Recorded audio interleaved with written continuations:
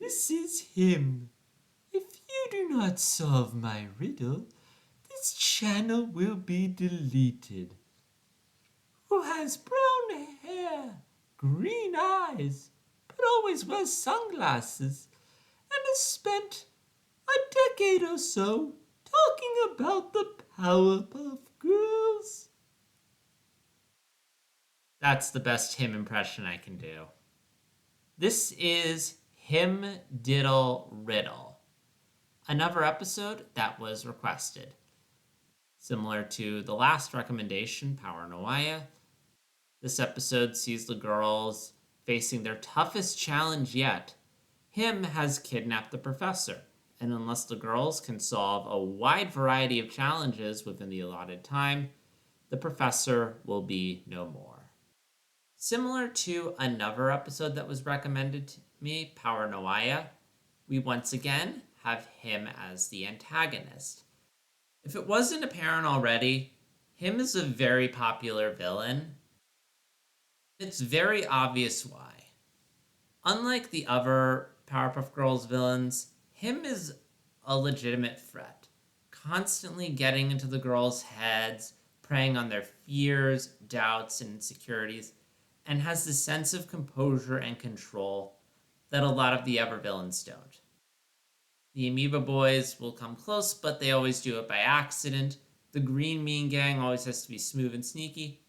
And Mojo Jojo will often just let his ego get the better of him. And then on top of that, he is this shapeshifter. He has this sinister voice. And everyone's terrified of him to the point where they can't even say him's true name. And yeah, him is a fantastic villain, and I get excited whenever I find out I'm going to be watching an episode where him will be the villain. And this episode was no different.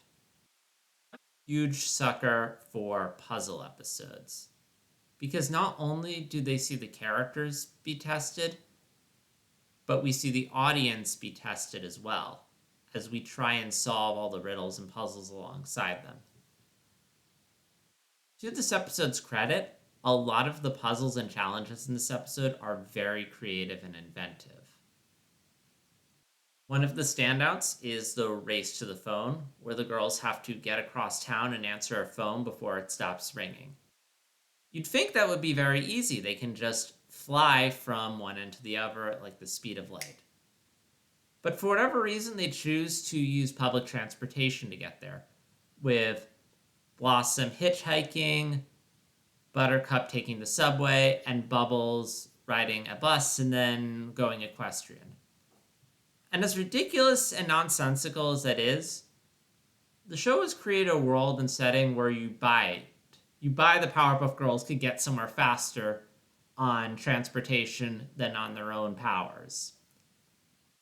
It reminds me a lot of video games, specifically the Spider-Man game for the PlayStation 4, where whenever you fast travel in that game, you always take the subway. It's like, why can Spider-Man get around faster on the subway than web swinging? Or to go really far back, there's an NES game featuring Superman, and you often take the subway there. An angry video game nerd was like, why is he taking the subway? He's Superman! And if that isn't ridiculous enough, you also have the fact that this phone is ringing for like an absurdly long period of time. I mean, how many phones will ring that long? Either way, it made for a very entertaining set piece. The second one I really enjoyed was where they have to defeat a monster without using their powers. That trope is always fun for two reasons. One, it shows characters, it shows that you don't need superpowers to be super. Ben 10 probably being my favorite example of constantly using that trope. But it's also great in that the characters have to get very creative because they can't just fall back on their powers. They can't just punch their way out. They have to really use their brains. Not all the riddles were inventive. Some were more cute than they were creative. The biggest example being the puzzle where Miss Keen, or should I say, the Miss Keens are tied up. One is the real Miss Keen, one is not, and the girls have to figure out which one is which within a certain amount of time.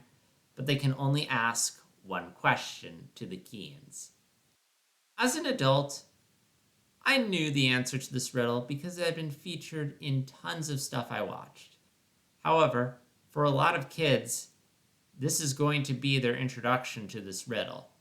And as far as introduction goes, this one's pretty good. Particularly the timing when Blossom is giving a very long-winded explanation of how she knew what to ask and why that would yield the correct answer. I mean, Samurai Jack does the exact same thing when explaining the answer, but who cares? It's a classic riddle. The only gripe I have with this episode is the pacing. I noticed that there's a lot of episodes in the later seasons that run 20 minutes as opposed to the usual 11.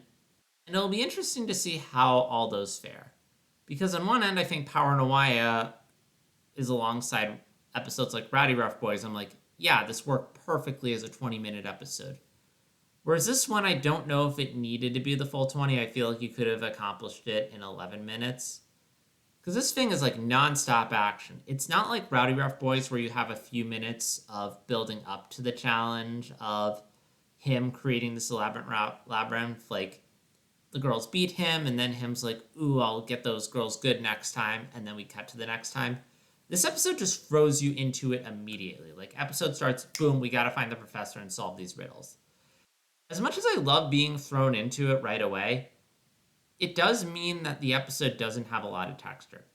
The episode is nonstop, it is relentless, and with 11 minutes, you could definitely keep that energy up. It's a lot harder with 20 minutes, and I don't think this episode quite pulled it off. That being said, the one benefit to making this story 20 minutes of nonstop puzzle solving is that the ending is very effective. After solving all of these riddles, the girls go to the final destination, a diner, where they discover this is where you should tap out if you haven't seen the episode. Where they discover this entire gauntlet was a wager between the professor and him, and if the girls solved the riddles in time, the professor wouldn't have to pay for breakfast at him's diner. It's one of those endings where I saw it coming, just the way the reveal was being timed and shot. I'm like, oh, we're doing this thing where you think it's something big and crazy danger, but really it's something small and trivial. But it still worked exceptionally well. And that ultimately came down to the fact that it was 20 minutes. Because the longer you drag this out, the more and more you wonder what kind of danger is the professor in. And the longer you're wondering that, the funnier it is when it turns out that he's actually not in danger and this is all over something very trivial. Like the juxtaposition between all the craziness that him put the girls through and the reality of what it actually is just hilarious. What really makes this ending stick, though, is after the reveal when we just cut to the girls just standing there completely dumbstruck. And even the narrator's like, yeah, this is kind of dumb. I'm out of here. Before I start closing out, I just want to touch briefly on the animation, which was pretty good. When I reviewed Power Noaya, I wasn't crazy about the animation. It was just a little too clean. And here it's still clean, but it didn't bother me as much. I'm not sure how much of that is me adjusting to how the later episodes look, and how much of that is this episode striking that balance between being clean but not too clean. Either way, I found it pleasant to look at. As always, I just want to give a couple recommendations of films and TV episodes that are similar to this in regards to the premise. The first of which being the third Die Hard movie, where John McClane is going up and down New York City with Zeus, played by Sam Jackson, and they have to solve a series of riddles being given to them by a villain, played by the one and only Jeremy Irons, voice of Scar.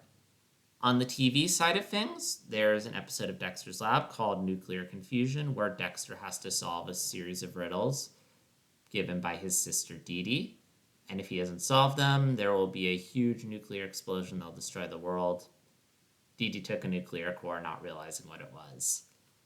I was going to recommend maybe a specific episode of Batman the Animated Series, but basically any episode with the Riddler is a win in my eyes. That's all I have to say about this episode, so I'm going to turn over to you guys now. What are your thoughts on this episode? Do you like it? Do you not like it? Were the riddles a ton of fun for you to watch and solve, or were you like, this is baby stuff, I got this?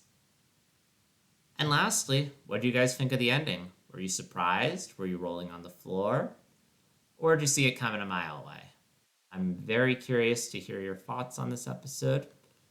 Thank you so much for recommending this video, and I'll see you guys in the next vlog. Until then, take care.